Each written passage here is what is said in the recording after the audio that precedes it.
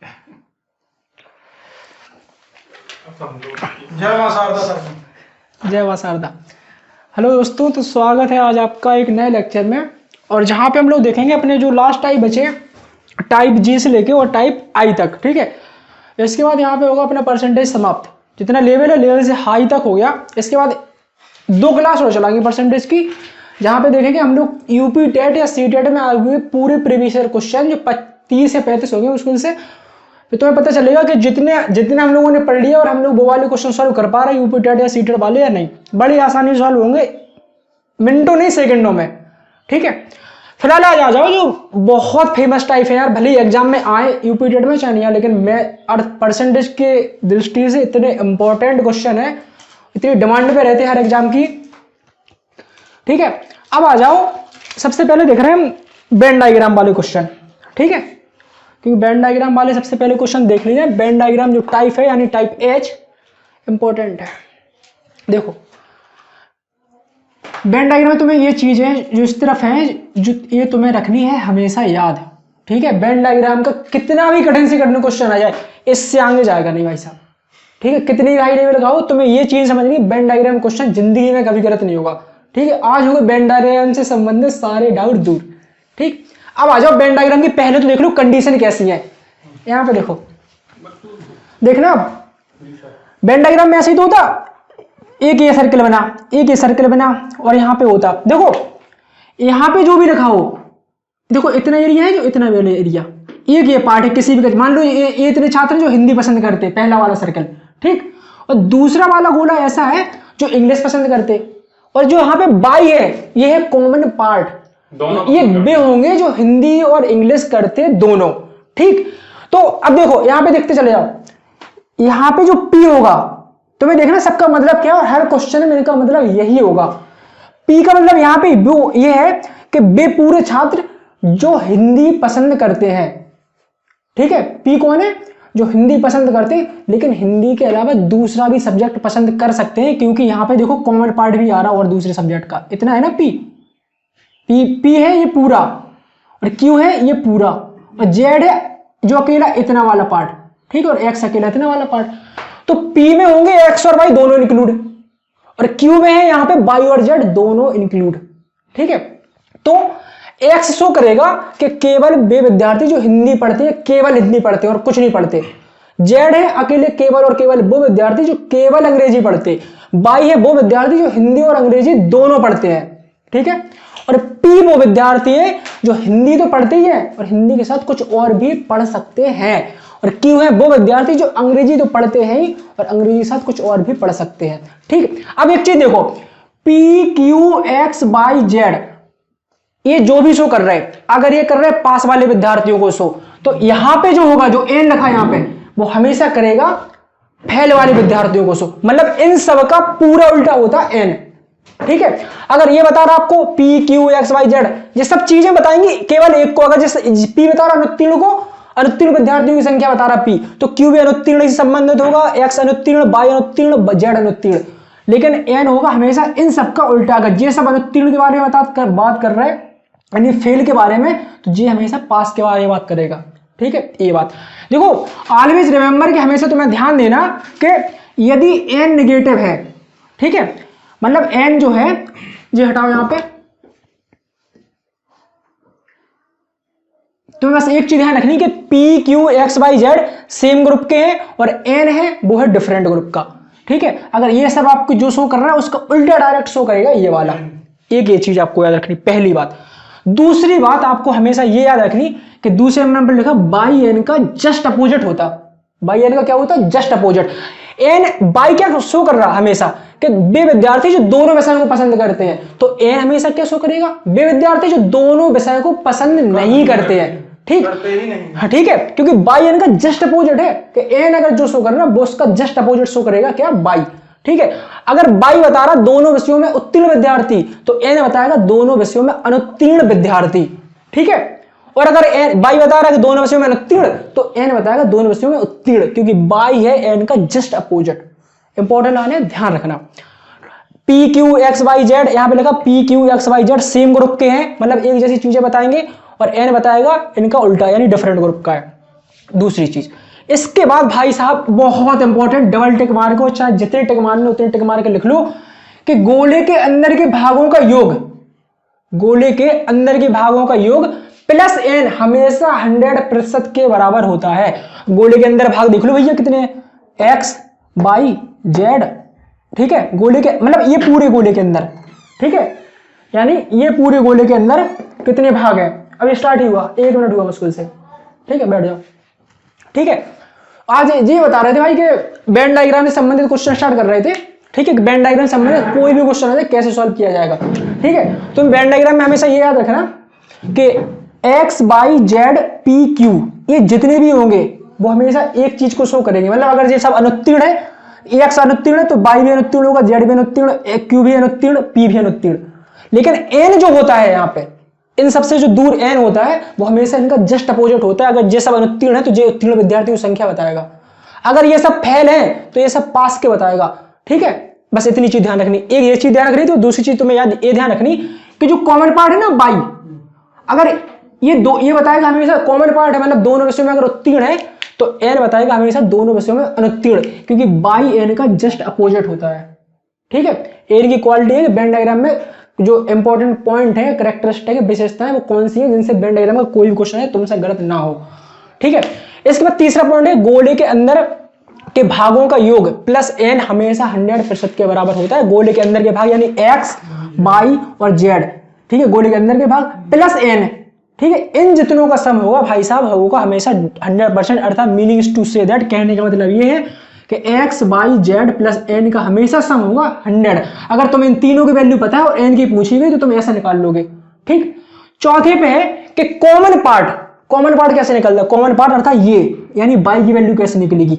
Common part का formula हुआ यहाँ पे इक्वल टू सभी बाहर के जितनी भी हो -100 कर देना तुम्हें, ठीक है। सभी बाहर के सभी कौन कौन है, ये है ना बाहर के, ये तो गोले के अंदर के हैं, बाहर के कौन कौन है, पी क्यू और एन, तो पी क्यू एन -100 ये हमेशा होता है बाई के इक्वल। तो बस ये दो फॉर्मूले जो सबसे इंपॉर्टेंट, ये तुम्हें हमेशा ध्यान रखने, वेन डायग्राम में कोई भी क्वेश्चन आ जाए इनसे आगे जाएगा नहीं, ठीक है। ये दो चीजें ये, और तीसरी चीज ये कि बाई एन का हमेशा जस्ट अपोजिट होगा। अगर बाई दोनों विषयों में उत्तीर्ण विद्यार्थी है तो एन दोनों विषयों में उत्तीर्ण विद्यार्थियों की संख्या को बतलाएगा। अब आ जाओ क्वेश्चन पे।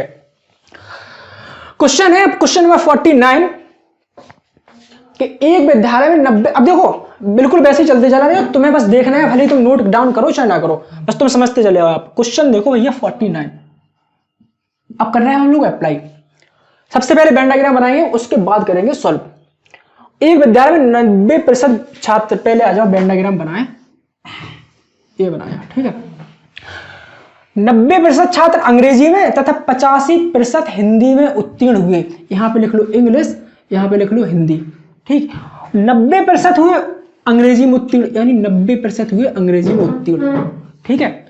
इसके बाद 85% हुए हिंदी में उत्तीर्ण, ठीक है। ये वो विद्यार्थी है जो हिंदी इंग्लिश में है, और इंग्लिश के साथ और भी हो सकते, ठीक है। ये केवल इंग्लिश वाले नहीं है, यहां पे लिखा नहीं है कि केवल अंग्रेजी में। अगर लिखा होता है कि 90% विद्यार्थी केवल अंग्रेजी में है तो फिर यहां पे लिखते, क्योंकि अकेले फिर केवल वाले इसमें आएंगे, ठीक है। अभी नहीं हुए, ठीक है। अब आ जाओ यहाँ पे, कहां पे गया, हाँ 90% अंग्रेजी में 85% हिंदी में उत्तीर्ण हुए तथा 375 छात्र देखो हमेशा आपसे कहा गया शुरू से लेके अभी तक कि अगर परसेंटेज है तो परसेंटेज से कम ऐड होंगे। मैथ में क्या होता है कि संख्याएं आपस में जुड़ती हैं या घटती हैं, उनका गुणा होता है या उनका डिवाइड होता, कब होता, जब वो दोनों सेम टाइप में हो, मतलब एक नेचुरल नंबर दूसरा नेचुरल होना चाहिए। ये नहीं कि एक है नेचुरल नंबर दूसरी है परसेंटेज में, दूसरी अनुपात में, ऐसे कंपेयर थोड़ी ना हो पाएंगे। तो यहाँ पे तो भैया ये सब परसेंटेज में है, लेकिन ये रियल वैल्यू आ गई 375 छात्र। फिर भी देख रहे हैं कि 375 छात्र दोनों विषयों में उत्तीर्ण हुए, दोनों विषयों में, यानी कॉमन पार्ट कौन सा है, ये वाला है ना, है। आपसे कहा गया कि पी अगर उत्तीर्ण को बता रहा, ये उत्तीर्ण को बता रहा 90, 85 उत्तीर्ण को बता रहा, तो ये भी उत्तीर्ण को बताएगा, क्योंकि X Y Z P Q सब एक ही टाइप को बताते। तो ये हो गया, ये है कितने के बराबर, 375 के बराबर। ये है ना दोनों उत्तीर्ण विद्यार्थी दोनों विषयों में, ठीक है। इनकी पता नहीं है, परसेंटेज नहीं है पता, लेकिन अपन ने रियल में लिख दी इतनी है। इसके बाद एक और दे रहा है हिंट के, यदि दोनों विषयों में एक भी छात्र उत्तीर्ण ना हुआ हो। देखो पहले बता चुकी कि भैया अगर ये दोनों विषयों में उत्तीर्ण है तो दोनों विषयों में अनुत्तीर्ण वाली होती है एन, मतलब दोनों में से उत्तीर्ण ना हो। तो n अगर n कह रहा है यहाँ पे एक भी उत्तीर्ण नहीं है, मतलब कहाँ पे गया, अनुत्तीर्ण हो, कहाँ पे गया, छात्र उत्तीर्ण ना हुआ हो, मतलब ऐसे विद्यार्थी है 0। यहाँ पे लिखा ना कि दोनों विषयों में एक भी छात्र उत्तीर्ण ना हुआ हो,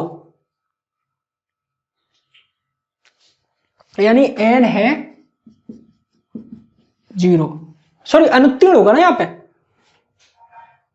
दोनों विषयों में एक भी छात्र अनुत्तीर्ण ना हुआ हो, मतलब एक भी छात्र फेल ना हुआ हो, यही तो मतलब है इसका। फेल ना हुआ मतलब दोनों विषयों में अनुत्तीर्ण छात्र कितने हैं, 0। यहाँ पे बताया गया ना आपको, अगर बाई दोनों विषयों में अनुत्तीर्ण n होगा दोनों विषयों में अनुत्तीर्ण, ठीक है। दोनों विषयों में अनुत्तीर्ण विद्यार्थी भैया कितने हैं, 0 है, ठीक है।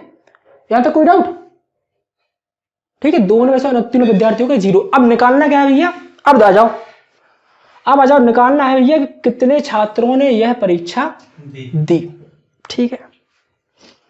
अब आ जाओ फॉर्मूले पे। कितनी चीजें पता है अपन को, 3 चीजें पता है, चौथी निकालनी है, ठीक है। ये तो अपन को निकालनी है परसेंटेज में, क्योंकि ये रियल वैल्यू इनकी परसेंटेज पता पड़ेगी तो अपन तुलना तुरंत करने लगेगी। अपन को 375 वैल्यू पता है, रियली वैल्यू अपन को लास्ट में चाहिए। देखो P, Q और N 3 चीजों की परसेंट अपन को पता है। यहाँ पे P, ये हो गया Q, ये हो गया N, 3 चीजों की परसेंट पता है। चौथी की निकालनी है, PQN वाला ये फॉर्मूला लगा दो, ठीक है। यानी बाई यानी ये वाला पार्ट निकलेगा, कॉमन पार्ट जो है, तो कॉमन पार्ट कितना निकलना, P plus Q plus N, P है 90, Q है 85 प्लस N है 0 माइनस 100, कितना आ रहा है 9 70 175 75% आ रहा, ठीक है। 75% विद्यार्थी वो है जो दोनों विषयों में उत्तीर्ण है, यानी इसके बराबर आ गई 75% की वैल्यू। 75% रियल में है कितने, 375 के बराबर।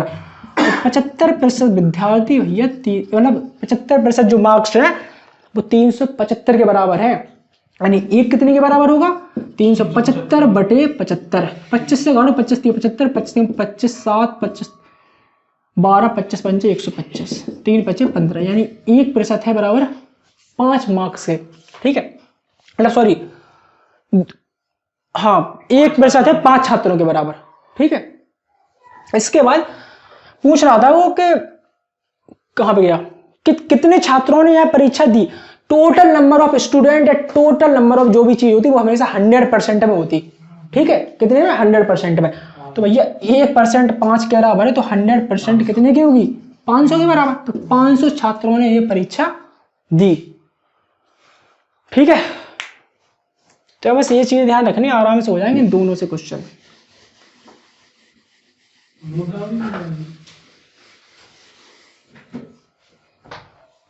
अब आ जाओ क्वेश्चन नंबर 50 पे। एक परीक्षा में 40% छात्र गणित में तथा 30% अंग्रेजी में तथा 10% छात्र दोनों विषयों में अनुत्तीर्ण हुए, ठीक है। आ जाओ क्वेश्चन नंबर 50 पे। ये बनाया अपन ने डायग्राम। हमेशा ध्यान रखना कि अगर ये अनुत्तीर्ण को बता रहा तो ये भी अनुत्तीर्ण होना चाहिए, ये भी अनुत्तीर्ण होना चाहिए, ये भी अनुत्तीर्ण, ये भी अनुत्तीर्ण, बस एन हमेशा उल्टा होना चाहिए, एन उत्तीर्ण को शो करेगा, ठीक है। ये चीज हमेशा ध्यान रखना।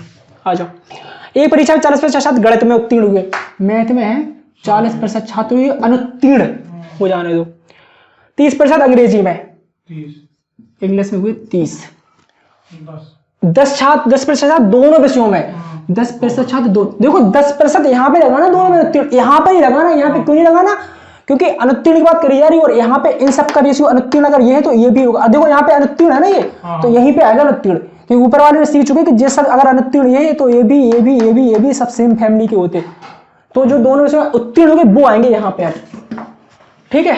अब आ जाओ, इसके बाद कह रहा है कि तब दोनों विषयों में उत्तीर्ण विद्यार्थियों की संख्या बतानी, अर्थात तुम्हें एन की वैल्यू बतानी, ठीक है। दोनों विषयों में उत्तीर्ण की बतानी, ये है बनेगा वेन डायग्राम, और दोनों विषयों में तुम्हें बतानी उत्तीर्ण विद्यार्थियों की संख्या। आ जाओ, अब देखो 40% है जो मैथ को पसंद करते और 10% करते दोनों को पसंद है, ठीक है, मतलब मैथ और इंग्लिश को। तो 30% विद्यार्थी भाई साहब ऐसे हैं जो केवल और केवल मैथ को पसंद करते। 40 है, 10 तो ये हो गए कॉमन वाले, तो 30% विद्यार्थी जो ये पार्ट है वो बताएगा अकेला कितने को केवल और केवल मैथ को पसंद करते हैं। 30% ये है, 10% यहाँ पे कॉमन हो गया तो कितना बचा 20, तो 20% विद्यार्थी है जो केवल और केवल इंग्लिश को पसंद करते हैं, ठीक है। अब पता है क्या होगा कि भैया तुम चाहे तो लगा दो ये वाला फॉर्मूला, चाहे लगा दो ये वाला फॉर्मूला, दोनों अप्लाई होंगे। अगर तुम्हें ये देखो ये किसकी वैल्यू है, एक्स की वैल्यू है ना, ये तो ये वाई की है और ये है जेड की। अगर तुम्हें एक्स वाई जेड की लगानी तो ये वाली पुट करोगे, पी क्यू एन से लगाना है तो ये वाली पुट करोगे, चाहे किसी से लगा दो, हम लगा दे रहे हैं इस वाले से, एक्स वाई जेड से लगा दे रहे हैं। तो एक्स की वैल्यू कितनी है 30 और वाई 10 और जेड कितना है 20 और एन की तो निकालनी है, जो दोनों विषयों में उत्तीर्ण विद्यार्थियों की संख्या को बताएगा भाई, ठीक है, बराबर 100। 30 40 50 60 प्लस एन बराबर 100, एन बराबर 40। तो 40% विद्यार्थी ऐसे हैं जो दोनों विषयों में उत्तीर्ण हैं, ठीक है। और अपन को इससे भी लगा सकते हैं इसको P प्लस क्यू, पी के लिए क्या पी ए होगा क्यू ए होगा, जहां पे पी क्यू ए आप लिखा, ठीक है। ये चीज थोड़ी अच्छी तरह ध्यान रखो कि P इंपॉर्टेंट है line, P Q X Y Z ये है सेम फैमिली के या सेम ग्रुप के, सेम ग्रुप को शो करेंगे। अगर ये अनुत्तीर्ण बता रहे तो ये सब अनुत्तीर्ण को बताएंगे, और जो एन है ये भैया डिफरेंट फैमिली डिफरेंट ग्रुप, ठीक है। ये चीजें तुम्हें ध्यान रखनी है इसमें वेन डायग्राम में, इंपॉर्टेंट है, ठीक है। तो पहला पॉइंट है ये और दूसरा ये, ठीक है। अब आ जाओ क्वेश्चन नंबर 51 पे।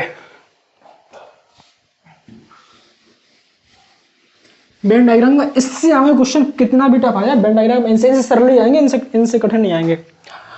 51 में कि 600 छात्रों ने हिंदी तथा गणित का एक टेस्ट दिया। देखो 600 छात्र हैं, यानी टोटल पहले बता दिया गया, मतलब 100% की वैल्यू हुई 600 के बराबर, ठीक है। 100% वैल्यू कितनी हुई 600 के बराबर। एक चीज हिंट मिल गई अपन लोगों को, ने हिंदी तथा गणित का एक टेस्ट दिया जिसमें 35% छात्र हिंदी में अनुत्तीर्ण, बना लो पहले। क्वेश्चन है 51, ठीक। 35% छात्र हिंदी में अनुत्तीर्ण है, हिंदी में 35% छात्र है अनुत्तीर्ण, 45% है गणित में यानी मैथ में है 45%, ठीक है। इसके बाद 40% छात्र दोनों विषयों में उत्तीर्ण है, क्या है 40% छात्र दोनों विषयों में उत्तीर्ण, अनुत्तीर्ण नहीं है। तो 40% यहाँ पे नहीं आ पाएंगे भाई साहब, यहाँ पे नहीं आ पाएंगे, यहाँ पे आएंगे, यानी एन की वैल्यू कितनी 40। नहीं तो अपन ऐसे नहीं, हम लोग जैसे मान लो 40 आ गए तो बीच में 60 रख दें, कहाँ पे मतलब 40% ज्यादा अनुत्तीर्ण तो 25% मतलब उत्तीर्ण तो नहीं, यहाँ पे इसलिए तुम सोच रहे यहाँ पे 60 रखे तो बेवाले हो जाएंगे अपने, इसलिए नहीं हो पाएंगे क्योंकि यहाँ से क्या कहा कि अगर यहाँ पे पी फैमिली उनकी है ना अनुत्तीर्ण वाली, तो यहाँ पे तुम अनुत्तीर्ण ही रखने। यहाँ पे नहीं कहा गया शुरू में P Q X Y Z same family बताएंगे, अगर पी अनुत्तीर्ण है तो वाई अनुत्तीर्ण ही होगा, अनुत्तीर्ण ही रखना पड़ेगा, ठीक है। तो अगर ये अनुत्तीर्ण को बता रहे तो यहाँ पे अनुत्तीर्ण विद्यार्थी रखने फिर अपन लोगों को, अगर या फिर तुम एक काम करते शुरू में अनुत्तीर्ण रखते, यहाँ पे डायरेक्ट उत्तीर्ण रखते, हाँ फिर 65 रखते तुम, फिर तुम वो कर लेते अपनी कि वो तुम कह रहे कि यहाँ पे 60 रखते तो फिर कर लेते तुम, लेकिन उससे देख रहे कितना लंबा जाता है। यहाँ पे तुम 65 करो, फिर इन्हें 55 करो, फिर इसको करो, जब डायरेक्ट दिया ही है सीधा तो सीधे कर लो। अगली खुजली में बड़ा फालतू है, खुजली बवासीर, ठीक है। आ जाओ, इसके बाद 40 हो गए विद्यार्थी, 40% कौन से हो गए जो दोनों विषयों में उत्तीर्ण। अब तुम्हें बताने दोनों विषयों में अनुत्तीर्ण विद्यार्थियों की संख्या, प्रतिशत नहीं संख्या, और 600 छात्र हैं भैया अपने पास, क्या टोटल। चलो सबसे पहले तो हम परसेंट निकाल लें यार, ठीक है। कि अपन को P की वैल्यू पता है, Q की वैल्यू पता है, Y की वैल्यू निकालनी है और N की वैल्यू पता है। ये वाला फॉर्मूला लगा दूं, है लगा दूं, ये हो गया वेन डायग्राम अपना बन गया ये। और कुछ फॉर्मूला लगा रहे हैं चौथा वाला, Y यानी जो कॉमन पार्ट है इसकी वैल्यू कैसे निकाल दे, P plus Q plus N यानी 35 प्लस 45 प्लस, सरल नहीं है बस तुम लोग अपन लोग सही तरीके से सीख रहे हैं यार, फालतू में उड़ा नहीं रहे, इसे दिक्कत होगी नहीं कहीं पे। माइनस 100 कर दो यहाँ पे, जोड़ना तो आती ही होगा अपन लोगों को। 80 4 120, 20 आ गया भैया, कितना है 20 पर। तो 20% विद्यार्थी ऐसे हैं जो हिंदी और मैथ में अनुत्तीर्ण है, ठीक है। अब तुम कह रहे थे कि 60% कर दो, 60%, अच्छी बात है, डाउट तो पूछना ही चाहिए यार, डाउट तो पूछते ही रहो, समझ रहे। टीचर सेंटर्ड नहीं है अपनी क्लास, अपनी है चाइल्ड सेंटर्ड, बाल केंद्र शिक्षा है अपनी वाली क्लास, ठीक है। तो 20% विद्यार्थी होगा दोनों विषयों में क्या अनुत्तीर्ण। इसके बाद यहां पे क्या दिया गया कि 600 छात्र, स्वीटी बाद में, ठीक है। यहां पे देखो, यहां पे दिया था शुरू में कि 600 छात्रों ने परीक्षा दी, यानी 100% विद्यार्थी हैं 600 के बराबर, ठीक है। और निकालने देखो 100% विद्यार्थी तुम्हें पहले ही बता दिया गया कि 600 छात्र के बराबर है, तो 1% विद्यार्थी कितने के बराबर होगा, 600/100 यानी 6 विद्यार्थियों के बराबर। और तुम्हें निकालना क्या है, क्या निकालना तुम्हें कि दोनों विषयों में उत्तीर्ण छात्रों की संख्या, दोनों विषयों में उत्तीर्ण है कितने, 20%, यानी तुम्हें 20% की बतानी वैल्यू। 1% की भैया 6 है तो 20% की बता दो यार कितनी होगी। 6 × 20 बराबर 120 विद्यार्थी। आंसर 120 विद्यार्थी यूपी है जो दोनों विषयों में है क्या, अनुत्तीर्ण। तो यहाँ पे हुआ भैया आपका वेन डायग्राम वाला पोर्शन समाप्त। ठीक है, कोई डाउट होना नहीं चाहिए वैसे वेन डायग्राम में अब, क्योंकि 120 आ तो गया। अच्छा। कहां से नहीं आया समझ, तुम्हें ये बताओ मैं। ठीक है, उसमें ये पूछा कि अनुत्तीर्ण विद्यार्थियों की संख्या बताइए। अनुत्तीर्ण विद्यार्थी अपने 20% निकले ही आए थे यहाँ पे। हमने कहा सीधा 6 × 20 120 कर दिया। नहीं परसेंट में निकला था आंसर भाई। कहाँ पे, ठीक है, कहाँ पे, कुछ नहीं, ठीक है संख्या में। हाँ ठीक है, सबसे सबसे इम्पोर्टेंट टाइप भाई खत्म हो गया अपना। तो आप कुछ सीख रहे हैं, लोग सीखने नहीं सीखो यार, सीखो, सिखाओ सिखाओ सिखाओ। वो नहीं है बाइगोस की बारी, रेसिप्रोकल टीचिंग। रेसिप्रोकल टीचिंग बाइगोस ने बताई कि ऐसी टीचिंग होनी चाहिए कि हम तुमसे सीखो और तुम हमसे सीखो। जो रेसिप्रोकल टीचिंग चल रही, पारस्परिक शिक्षण। ठीक है, तो हमने बहुत सी चीजें मिल रही है तुमसे सीखने को, ज्ञान प्राप्त हो नहीं पाया जो हमें। जी टाइप का होगा, जी तो यार हमारे लिए सबसे ज्यादा इंपॉर्टेंट टाइप। ठीक है, जी नाम ही, जी से नाम जितनी भी स्टार्ट होते हैं हमारे लिए इंपॉर्टेंट हो जाते। आ जाओ, जी से कर दे रहे तो फिर स्टार्ट। ठीक है, तुम कह रहे थे जी से कर दे रहे, आ जाओ जी पे देखो यार। जी टाइप है इंपॉर्टेंट, इसमें है जो मैक्सिमम और मिनिमम मार्क्स वाले क्वेश्चन कि परीक्षा में अधिकतम मार्क्स कितने होंगे या न्यूनतम मार्क्स कितने होंगे, कितने प्रतिशत मार्क्स से वो रह गया परीक्षा में पास होने पे। ठीक है, जैसे अपन लोग फेल नहीं हो जाते तो कितने प्रतिशत मार्क्स से अपन लोग फेल होने से, उत्तीर्ण होने से रह गए। ठीक है आ जाओ क्वेश्चन इस पे, मैक्सिमम मिनिमम मार्क्स टाइप जी पे। क्वेश्चन नंबर 47 देखना तुम कितनी आसानी से होंगे। एक्स मान के अपन पेज नहीं भरेंगे, बिल्कुल लगाएंगे, सेकंडों में होंगे बस क्वेश्चन अपने। क्वेश्चन आ जाओ 47, जैसा कहते चले जाए तुम्हें वैसे ही करना बस। एक परीक्षा में देखो, तुम्हें ये तो पता ही होगा कि कोई भी हो, चाहे विद्यार्थी हो, हमेशा संख्या होती जो कुल होगी वो 100% होगी। जैसे पिछले वाले क्वेश्चन में क्या किया था, कुल विद्यार्थी संख्या कितनी नहीं कर रही थी, 100% होती। तो यहाँ पे वही करना। एक परीक्षा में एक छात्र ने 32% अंक प्राप्त किए। ठीक है, 32% ये अंक किए प्राप्त। ठीक है, उसके बाद वो 4 अंकों से अनुत्तीर्ण रह गया। मतलब उस 32% अगर अंक उसने प्राप्त किए तो उसे 4 नंबर अगर और मिल जाते तो वो पास हो जाता। मतलब पासिंग मार्क्स है कितने, ठीक है, 32% में अगर 4 मार्क्स और मिल जाते भाई उसे, तो भैया वो हो जाता उत्तीर्ण। यानी न्यूनतम मार्क्स, मिनिमम मार्क्स जो कट ऑफ मतलब वो होती है कि पासिंग मार्क्स जो होते हैं वो हो जाते पास। तो भैया जब 32% उसकी आई तो वो 4 मार्क्स से रह गया पास होने से, माइनस में आएंगे 4। कष्ट हुआ, कितने कष्ट हुआ, 4 मार्क्स से रह गया। ठीक है, तो 32% जब उसके आए तो वो 4 मार्क्स से रह गया, यानी अनुत्तीर्ण रह गया, माइनस में लगाएंगे 4। ठीक है, अब आ जाओ अगले पे। जबकि एक अन्य छात्र ने 35% अंक प्राप्त किए, यानी शिवम जी ने। ठीक है, 35% अंक प्राप्त, जो उत्तीर्ण होने से 5 अंक ज्यादा हैं। इनके तुम्हारे 4 कम है, इनके 5 है ज्यादा। तो भैया इनने क्या किया, जब 35% अगर किसी विद्यार्थी के नंबर आ रहे हैं तो उसे 5 नंबर उत्तीर्ण से ज्यादा ही मिल रहे हैं। ठीक है, अब तुम्हें क्वेश्चन पूछ रहा है कि भैया परीक्षा का तो तुम तो पहले बताओ पूर्णांक, कि परीक्षा के मैक्सिमम मार्क्स कितने नंबर की थी, और तुम्हें बतानी है कि न्यूनतम अंक यानी कितने मिनिमम मार्क्स है कि जिससे विद्यार्थी पास हो जाए। आ जाओ, अब इन दोनों को तुम्हें बस कुछ नहीं करना, अकेली इनकी करनी।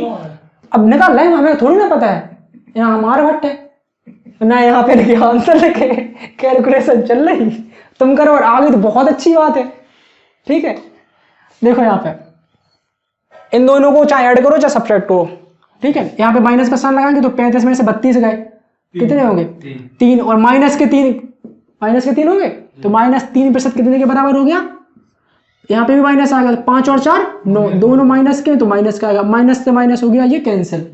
3% है भैया 9 मार्क्स के बराबर, तो 1% कितने के बराबर होगा, बोलो यार, मुंह से बोलो यार, 3 मार्क्स के बराबर। ठीक है, अब 1% बहुत सही, 1% मार्क 1% है 3 मार्क्स के बराबर, टोटल मार्क्स कितने होते हैं 100%, 100% में होता तो 100% कितने के बराबर होगा, 100 × 3 = 300 मार्क्स के बराबर। तो भैया पूर्णांक तो है 300, कितने का पूर्णांक 300 का। तो एक चीज पता पड़ गई कि पूर्णांक या जो मैक्सिमम मार्क्स हैं पेपर के वो कितने हैं भैया 300 हैं। अब आ जाओ उसके बाद क्या हुआ कि न्यूनतम अंक तुम्हें बताने कितने नंबर चाहिए थे कि पास हो जाता कोई भी विद्यार्थी।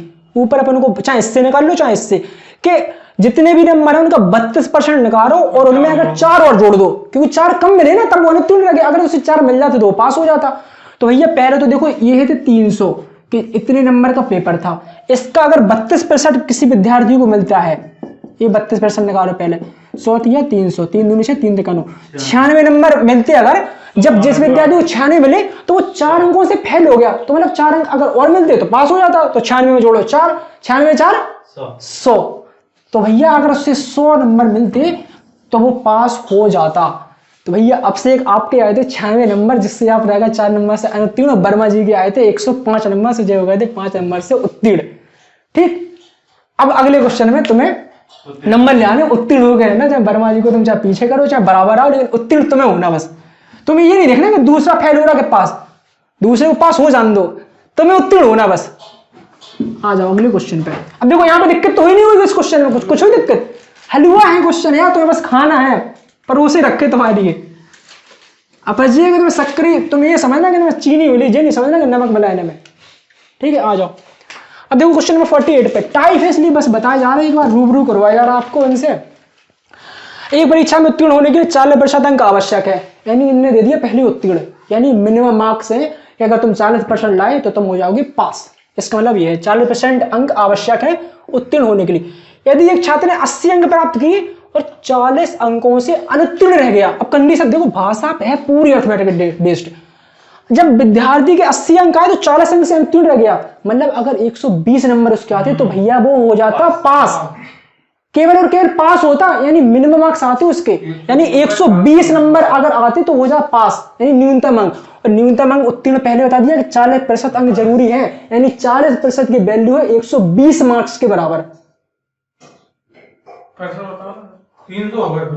देखो देखो यहाँ पे देखो बाउंस हो गई। एक परीक्षा में उत्तीर्ण होने के लिए 40% है अंक आवश्यक, कि 40% तो तुम्हें चाहिए है तब तुम हो पाओगे पास, यानी मिनिमम मार्क्स न्यूनतम अंक जो है वो तुम्हें 40% में लाने हैं। यह प्रतिशत में, अभी तुम्हें रियल पता नहीं है कितने मार्क्स चाहिए, तुम्हें परसेंट पता है कि 40% अगर हमारी आ गई तो हम हो जाएंगे पास, पहली बात। अब आ जाओ उस लाइन पे कि यदि एक छात्र ने 80 अंक प्राप्त किए, ठीक है, तुम्हें 80 नंबर मिल गए मान लो, फिर भी तुम 40 नंबर से रह गए, मतलब फेल, मतलब फिर भी तुम्हें 40 नंबर कम रह गए तुम्हारे पास होने में। 80 थे, 40 और कम रह गए, अगर 40 और मिल जाते तो तुम पास हो जाते, तो यानी 120 मार्क्स आने चाहिए ना न्यूनतम के लिए। तो यहां रखना, यदि एक छात्र ने 80 अंक प्राप्त किए और 40 अंकों से रह गया अनुत्तीर्ण, यानी अगर उसके 120 आते तो वो पास होता, और यानी 120 है न्यूनतम अंक, और ऊपर कह दिया कि भैया न्यूनतम अंक 40%, इसका मतलब है 40% अंक बराबर है 120 मार्क्स के। 40% अंक बराबर है 120 मार्क्स के, यानी ये है न्यूनतम, कम से कम आपको 120 नंबर लाने पड़ेंगे तब हो पाएंगे आप पास। ठीक है, 40% 120 के बराबर, तो 1% कितने के बराबर होगा 120/40, यानी 3 मार्क्स के बराबर।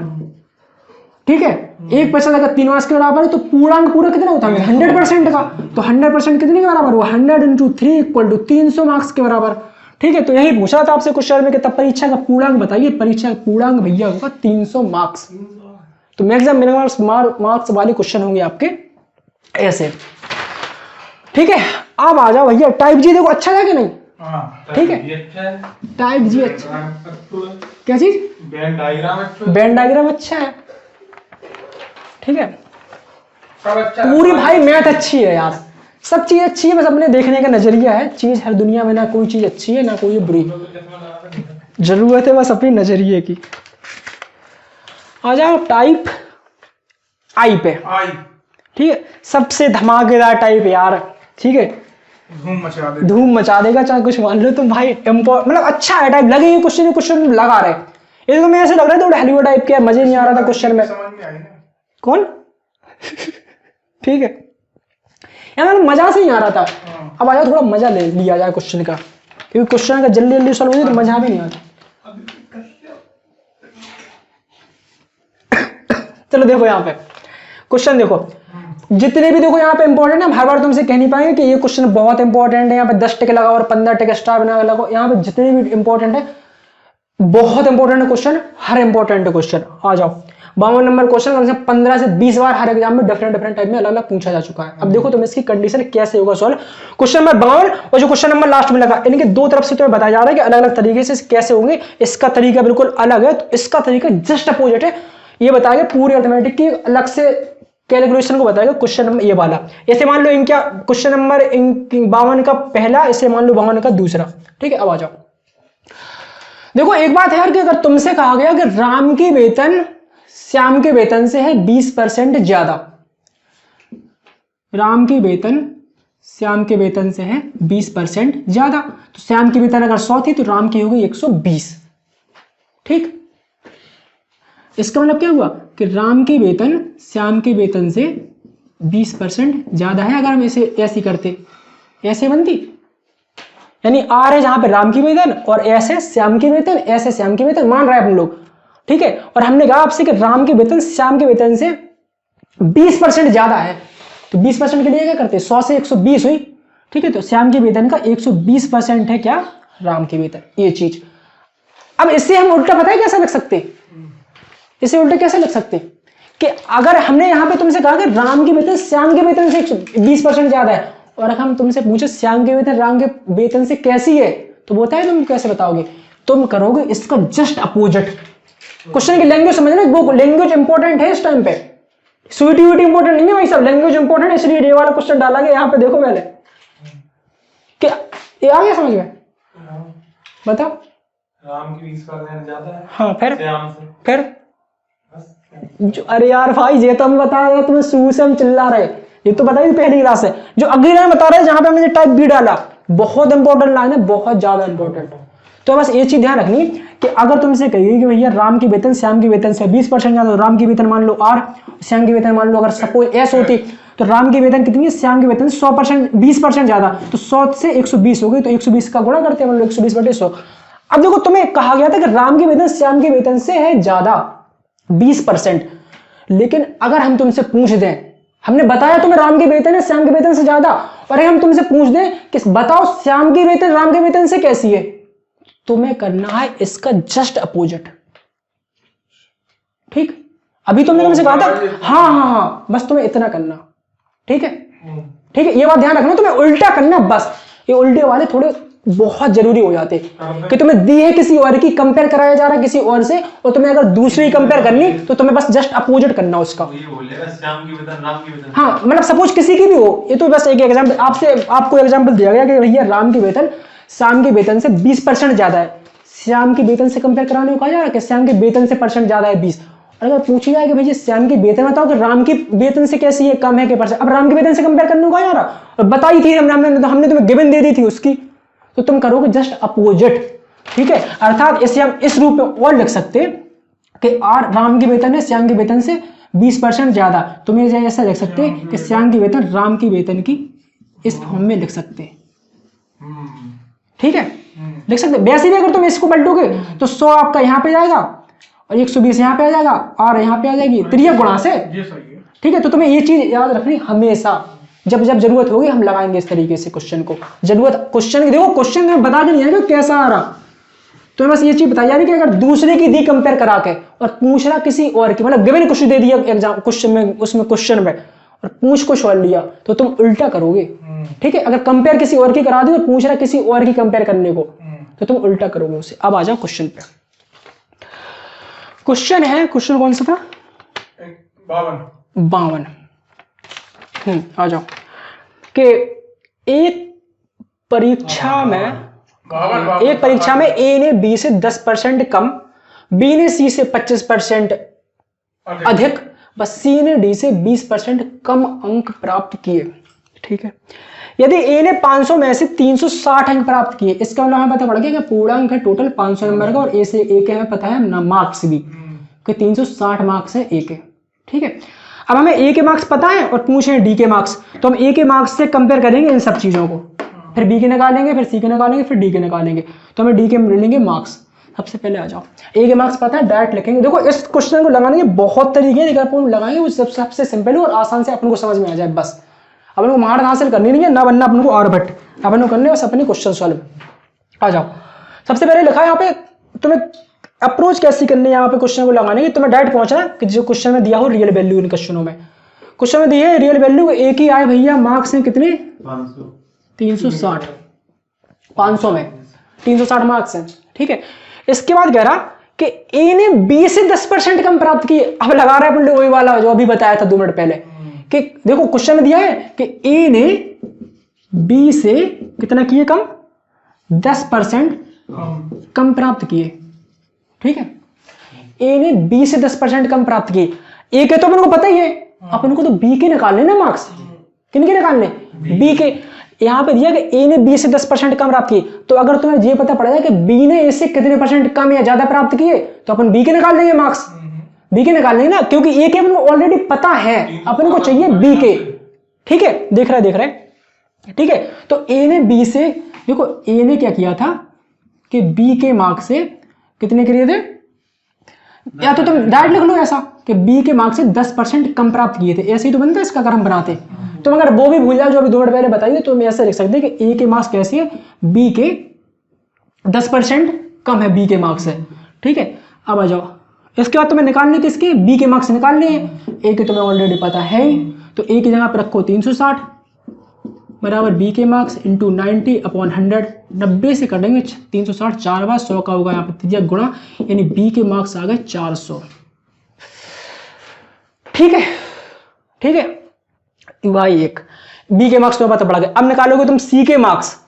सी के मार्क्स कैसे है कि बी ने सी से 25% किया अधिक प्राप्त है, ठीक है। यानी बी के मार्क्स है, बी ने कितना किया, सी से 25% अधिक प्राप्त किया, ठीक है।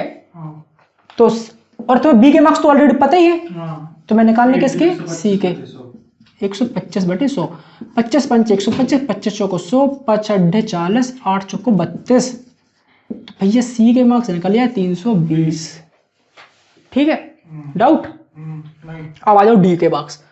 इसके बाद कह रहा है कि कहाँ गया क्वेश्चन 52,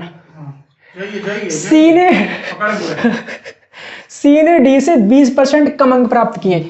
सी ने डी से 20% कम, यानी 100 होते हैं टोटल, 20% कम अंक प्राप्त किए, ठीक है। सी के मार्क्स अपन को ऑलरेडी पता है 320, तो डी के मार्क्स निकालने हैं 80/100, 8 से 320 4 बेर, डी इक्वल टू 100 का गुणा होगा 3 गुणा डी बराबर 400, तो भैया डी के मार्क्स है 400 आउट ऑफ 500, मतलब 500 में से भैया डी ने कितने प्राप्त करे, 400 मार्क्स। अब बस परसेंट निकाल लोगे, डी के कोई परसेंट पूछा ना, ठीक है, तो बस बहुत सही यार नागर जी। तो डी के मार्क्स कितने हैं, डी के मार्क्स निकालने परसेंट में, तो डी ने टोटल नंबर कितने प्राप्त करे 400, अब पूरा में कुल कितने का था 500 का, फिर साथ में निकालना है तो 100 का होगा गुणा, 00 100 से कटेंगे 5 बेर, 100 पंच 500, 5 अड्ढे 40, तो भैया 80% मार्क्स प्राप्त करे डी ने, ठीक है। डी बोले तो डी ने, ठीक है। अब आ जाओ यहां पे दूसरे वाले पे एक बार,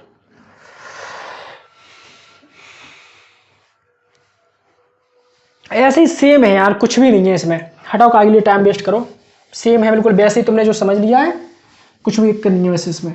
और वो तो बस तुम्हें एक बार मैथ का जलवा दिखाने के लिए था, ऐसे भी क्वेश्चन यूपी डेटा में कहा दिख जाए अच्छी बात है, मैथ से थोड़ी रूबरू होते रहो, मैथ का जो डर है वो तो बस थोड़ा खत्म सा होता चला जाए, इसलिए थोड़े क्वेश्चन थोड़े मैथ का सर डर बुरा होता है, नहीं डर तो भाई होता, डर होता है दूसरी चीजों का बुरा, ये डर तो कुछ नहीं है, ठीक है। डर होता है मैराथन वाले बुरे, मैराथन से ज्यादा डर नहीं है जिनमें जिंदगी बर्बाद हो जाती पूरी, आबाद भी होती, अपनी तो आबादी हुई, आवाज तो रेत देती है, अपनी आबादी है, एक्सेप्शन में मान लो अपनी तो जैसे तैसे कट जाएगी।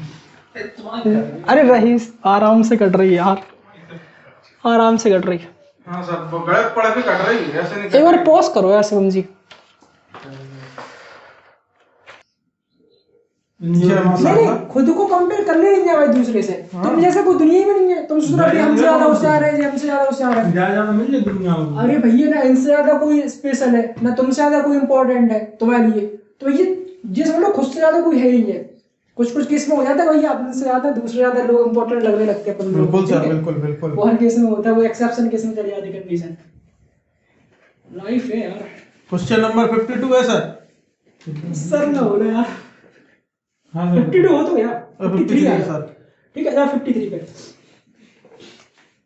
क्वेश्चन 53 है। एक भिन्न के अंश को, देखो बहुत बार क्वेश्चन आ चुका है। टाइप आई में जितने भी क्वेश्चन है बहुत बार, मतलब बहुत का ना बहुत का ना 20 से 25 बार।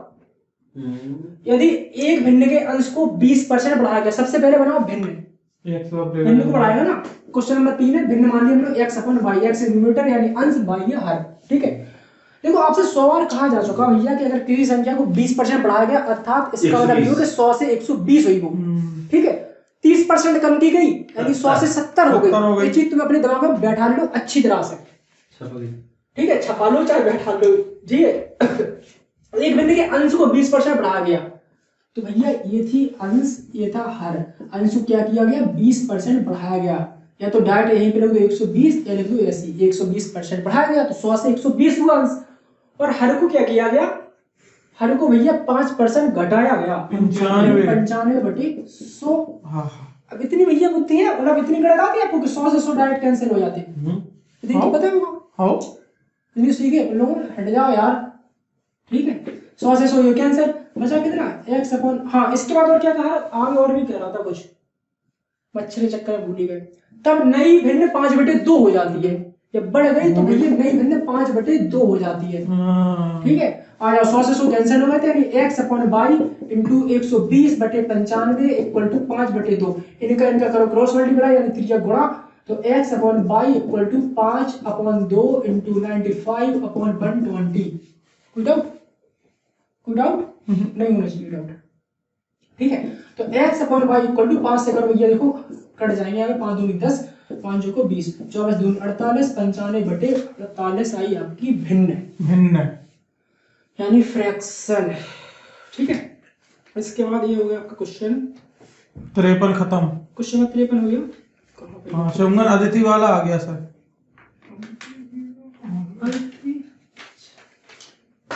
विज्ञान नाम बताओ क्या नाम, विज्ञान बताओ। हाँ आपसे भैया ने बताया सर माइक, वैसे भी दिक्कत नहीं है इतनी, अपन लोग वैसे भी तेज बोल रहे हैं कि माइक की पीछे जरूरत नहीं है, कि बस माइक से थोड़ी भूल जाते हैं जब भी इसे पॉज करते वीडियो तो माइक। चलो ज्यादा नहीं बोलो यार, चलो आओ। इसके बाद है टाइप, हाँ क्वेश्चन नंबर 54। देखो अब से एक तो मैं लगाना है क्वेश्चन, ठीक है। अदिति ने एक संख्या में 3/5 के स्थान पे 7/4 से गुणा कर दिया। 3/5 के स्थान पे क्या कर दिया 7/4 से गुणा कर दिया, तो बताओ संख्या में कितने प्रतिशत का परिवर्तन होगा, ठीक। देखो इन क्वेश्चन को लगाने का सबसे बेस्ट मेथड क्या होता कि इससे कैलकुलेशन भी आसानी से हो जाए और क्वेश्चन भी बड़े आसानी से हो जाए। 3/5 से करना था गुणा, कर किससे दिया 7/4 से। सबसे पहले तो देखो जितनी आसानी से तुम कैलकुलेशन कर लोगे, पहले ही जितनी कैलकुलेशन पार्ट तुम्हारा स्ट्रांग होगा, मैथ के क्वेश्चन उतनी जल्दी आसानी से सॉल्व होंगे। देखो जब मैथ की तुम तीन चीजें हमेशा ध्यान रखना, पूरी अर्थमेटिक हो चाहे एडवांस मैथ, कि जब भी पूछी जाए परसेंटेज वैल्यू, जब भी पूछी जाए रेशियो की वैल्यू, जब भी पूछी जाए कंपैरेटिव वैल्यू, अर्थात जब पूछा जाए प्रतिशतात्मक मान, जब पूछा जाए अनुपातिक मान, या जब पूछा जाए तुलनात्मक मान, तो हमेशा हम उनमें कुछ भी गुणा कर लेते, उनमें किसी का भी भाग दे सकते, कुछ भी कर सकते उनमें, ठीक है। लेकिन रियल वैल्यू के साथ ये नहीं होता कि रियल वैल्यू दी उनमें तुम कुछ किसी का गुणा कर दो उल्टा सीधा, इन्हें कर सकते हम सिंप्लीफाई करने। 3/5 थी, ये 7/4 थी, इन्हें हम बनाएंगे साधारण में। तुम्हें हमेशा क्या करना, इन चीजों को तुम आसानी से कैसे बना पाओगे, जो हर में है इनका ले लिया करो एलसीएम। 5 और 4 का एलसीएम कितना आएगा 20, कर दो डायरेक्ट गुणा, दोनों में 20, क्योंकि किसी भी संख्या में अगर दोनों में सेम कर रहा है गुणा या किसी में भाग, तो संख्या पे इफेक्ट नहीं पड़ता है, ठीक है। 5 को 20 यानी 4 तिया 12, 4 पंचे 20, 7 पंजा 35। अब पता क्या हो गया कि अदिति की, अब देखो क्वेश्चन की अपन ने चेंज कर लिया कैलकुलेशन से, कि अदिति से कहा गया था पहले, अब इसका मतलब पता क्या होगा कि अदिति से कहा गया था कि 12 का गुणा करो, और अदिति ने कर दिया 35 का गुणा। अब तुम्हें बताना, अब देखो कितनी जल्दी से आसानी से निकल आएगा। तो संख्या में परिवर्तन कितना हो रहा, अदिति से कहा गया था भैया 12 करो, कर दिया 35 का, तो उसने कितने की वृद्धि कर दी? 23 की वृद्धि कर दी। कितने पे? 12 पे। 12 पे करी ना, कितने पे करी? 12 पे करना था गुणा, तो 12 का नीचा, क्योंकि जो इनिशियल होती या जिसकी जरूरत होती, जिससे कंपेयर किया जाता, तो 12। वृद्धि कितने की हुई? 23 की तो हुई जब उसने इतने से करी। 100%। ये आपका आंसर आएगा, इसको कर देंगे भाग। दोबारा देख लो, दोबारा देख लो, और दोबारा तब भाई समझाया जाता है। दोबारा देखो, जब भी दोबारा समझाया जाए, चाहे कल के दिन तुम टीचर बनो, दोबारा जब एक बार छात्र कहते हैं दोबारा समझाओ, तो क्वेश्चन रफ करके समझाया करो। जे नहीं कि यहीं पे कुछ वो कर रहा है, एक बार क्वेश्चन को रफ फिर समझाओ दोबारा से। क्वेश्चन मिस्टेक करता ही है, तुम्हें ज्यादा कर रहा, ठीक है। क्वेश्चन 54 देखो, अगर कैलकुलेशन तुम्हें कैलकुलेशन वाला पार्ट बताया गया था कि तुम्हें कैलकुलेशन नहीं करनी, आसान बनाने के लिए तो ना करो, लेकिन कैलकुलेशन अच्छी है, जितनी चीजें तुम मैथ में एडवांस करते चले जाओ, सीखते चले जाओ, वो आगे हेल्प करेंगे। क्वेश्चन था कि अदिति ने एक संख्या में 3/5 के स्थान पे 7/4 से गुणा कर दिया। 3/5 से करना था, उसने कर दिया भैया 7/4 से। तो बताने की संख्या में परिवर्तन होगा कितना? 3/5 थी और 7/4 थी, हम इसे आसान बना ले रहा है, क्योंकि हमने कहा आपसे कि अनुपातिक मान, प्रतिस्थापक मान या कंपैरेटिव वैल्यू सब कुछ चेंज कर सकते। 3/5 से गुणा करना था, यहाँ पे 7/4 है, तो हमेशा कोई भी संख्या से हम दोनों में गुणा कर सकते हैं। तो 5 और 4 का एलसीएम क्या होगा? 20 होगा। 20 का इसलिए गुणा कर रहे हैं कि संख्याएं आसानी से बन जाए, यानी फ्रैक्शन जो थी, फ्रैक्शन एक नेचुरल नंबर में कन्वर्ट हो जाए। 5 और 4 का एलसीएम आया था 20, तो हम इसमें मान लो कर दिया इसका 20 का मल्टीप्लाई, 4 5 20, 7 5 35, 5 को 20, 4 दिया 12। यानी इसका मतलब ये होगा कि अदिति से कहा गया था कि भैया 12 का गुणा करो, लेकिन उसने कर दिया 35 का, यानी संख्या में वृद्धि हो गई कितने की? 23 की। 12 से 35 हो गई। वृद्धि कैसे? यही तो पता ये 12 था पहले, लेकिन अब जब गुणा किया तो भैया 35 हो गई संख्या, तो संख्या में वृद्धि नहीं हो गई, इंक्रीज हो गई ना संख्या। 12 हो रही थी, लेकिन हो गई कितनी वृद्धि कर दी उसने? 23 की कर दी। 23 की हो ना वृद्धि, 35 तो हो गई अब संख्या। तो जैसे तुम पहले 10 रुपए मिलते थे तुम्हें घर से पॉकेट मनी, अब मिल रही 50, कितनी वृद्धि हो गई? 40। तो वही तो अदिति के साथ हुआ यार, जी जी, जो तुम्हारे साथ में हुआ, जो तुम्हारे साथ हुआ वही हुआ अदिति के साथ, ठीक है। आ जाओ यहाँ पे। 23 की हुई वृद्धि 35 पे, सॉरी 12 पे, मतलब अदिति को पहले 12 मिलते थे रुपए, यानी तुम्हें 23 अब तुम्हें ज्यादा मिलने लगे। फिर से तुम्हें निकालना 100 का हुआ गुणा। क्या मैथ है भाई, माना जाता सब कुछ मैथ में, मान लो, मानने में क्या जा रहा, मान ही सकते हो अपन लोग बस। यार ज्यादा हंसी आ रही है आज। आ जाओ क्वेश्चन नंबर 55 पे। सर आपको याद है क्या ये सवाल? नहीं यार, याद तो नहीं है, बस याद तुम्हें भी हो जाएंगे, प्रैक्टिस से सब हो जाते। 55। अब भैया मुर्गी और बकरियों वाले क्वेश्चन आ गए तुम्हारे, एक इंपॉर्टेंट है मुर्गी और बकरियों वाला। तबीयत डाउन है। किसी झुंड में मुर्गी और बकरियां, देखो इसमें देखो मुर्गी बकरियां थी, देखो इन्हें जब भी यहाँ पे देखो प्रभु, यहाँ पे देखो, तुम भाई दोनों तुम साथ में मत बैठा करो, अभिषेक और तुम, ठीक है, शिवम नागर, ठीक है।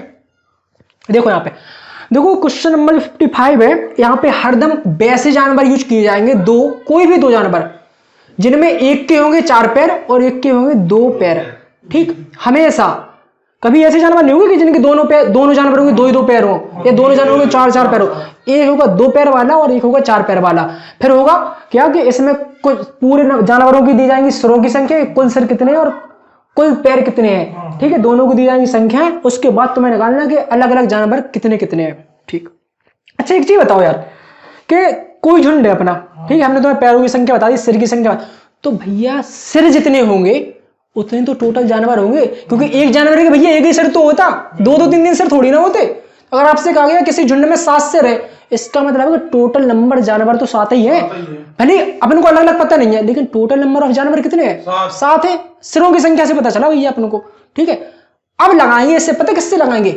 इससे लगाएंगे हम कल वाले मेथड से, जब हमने पढ़ा था वो स्त्री और पुरुष वाला, कि किसी गांव की जनसंख्या जो 5% थी, 5% पुरुष में हुई इंक्रीज, स्त्रियों में हुई भैया 6%, ठीक है। तो हमने क्या किया था कि दोनों की को मान लिया था कि 5% अगर दोनों में होती तो, अगर दो तो 1%, वही वाला मेथड लगाएंगे यहाँ पे, थोड़ा सा बेसिक।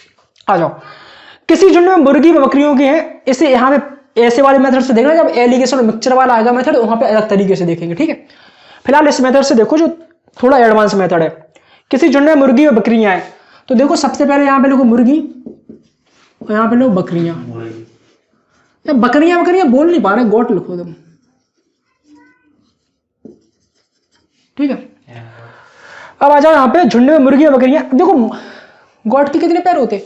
4। देखिए 5। अरे प्रभु यार, 4 सब दूर से आएगा, दूर से भी है तो बकरियां तो वहां पे भी होते होंगे।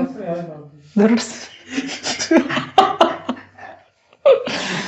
चलो देखो, बकरियों के होते 4, मुर्गी के होते 2। अब अगर मुर्गी के तुमने पैर गिने नहीं है तो बकरियों की तो तुम लोगों ने देखी है, तो इसमें आपको बता दिया गया अगर एक के 4 है तो दूसरे के 2 ही होते हैं। 90% नहीं, 110% में। ये हो गया भैया पैर। ठीक है, अब आ जाओ, इसके बाद यहां पे कहा गया कि कुल सिर हैंगे, कुल सिर हैं कितने? 8 और कुल पैर हैं 28। ठीक है, अच्छा एक चीज बताओ कि हैन के कितने हैं? 2 पैर हैं। हाँ 2 पैर है। तो गॉड के तुम देखो हमेशा क्या करना तुम्हें, हर में ऐसे क्वेश्चन 15 से 20 है अलग अलग टाइप के, तुम्हें हमेशा ऐसे ही करना 2 + 2 ऐसे लिखा करो। ठीक है, ये 2 कैसे, ये 2 ऐसे वाले इक्वल के बराबर हो गए, 2 इसके एक्स्ट्रा ही है। मतलब इसका मतलब ये हो गया भैया, कुल सिर है 8 यानी टोटल नंबर जानवर है कितने? 8 और पैर है 28। अगर ये बताओ कि अगर हर जानवर के 2 पैर होते, अगर हर जानवर के 2 पैर होते तो वो मुर्गियां होती। क्या होती? मुर्गियां होती। तो अगर हर जानवर के पैर होते 2 और टोटल नंबर ऑफ जानवर है 8, तो कुल कितने पैर हो जाते? 16 होते ना पैर। अगर हर जानवर के पैर होते 2 यानी सब मुर्गियां होती अपने झुंड में, और टोटल नंबर ऑफ जानवर है 8, तो कुल पैर की संख्या कितनी होती? 16। तो 16 संख्या हो जाती अगर अपने पास होती केवल और केवल मुर्गियां। ठीक है, 16 कब होते पैर? अगर केवल और केवल होती मुर्गियां तो 16 पैर हो जाते। लेकिन पैर हैं कितने भैया? 28। यानी कितने ज्यादा हो रहे पैर? कितने ज्यादा हो रहे? 12 पैर ज्यादा हो रहे।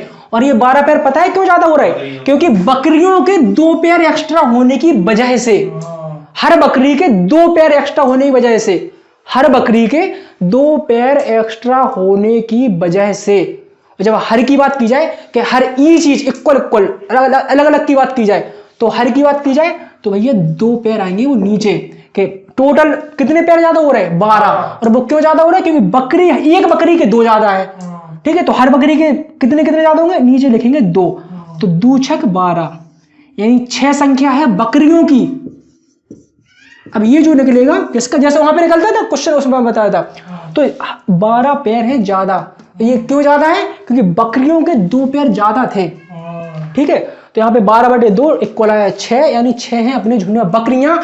टोटल थे भैया जानवर 8, तो 6 बकरियां तो बची 2 कितनी है? 2 मुर्गियां। 2 मुर्गियां काफी है यार, बहुत है। 2 मुर्गियां काफी है।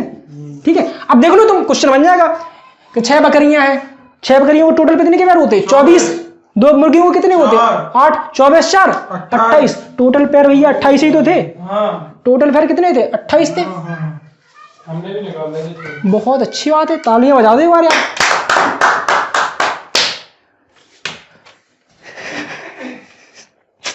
सही है यार, देखो सूट हो रहे कि नहीं, तो अब तालियां बजाते रह जाए। सही है, सही है, सही है। चलो यहाँ पे देखो क्वेश्चन है भाई साहब, सबसे अपने लिए तुम एक वर्ड चूज करो इसके लिए, किसकी विशेषता बताने के लिए कोई अच्छा सा बताओ कि बहुत दमदार है क्वेश्चन, इसके लिए कोई वर्ड बताओ कि लाजवाब है कि महंगाई बढ़ रही, वही है सर की क्वेश्चन। मतलब पेट्रोल जैसी वैल्यू है इसकी इस टाइम पे, सबसे हाई वैल्यू मान लो, सबसे इंपॉर्टेंट और सबसे अच्छा क्वेश्चन है। पूरी परसेंट यहाँ पे अपनी खत्म हो रही है। इसके बाद यूपी टेट क्वेश्चन देखेंगे कुछ जो तुम्हें पहले ही से आते हैं। अब हम ये मानते हैं कि तुम्हें पहले ही से आते हैं क्वेश्चन, क्योंकि जितनी थी परसेंटेज अपनी यूपी टेट के हिसाब से काफी हद तक कर ली कंप्लीट।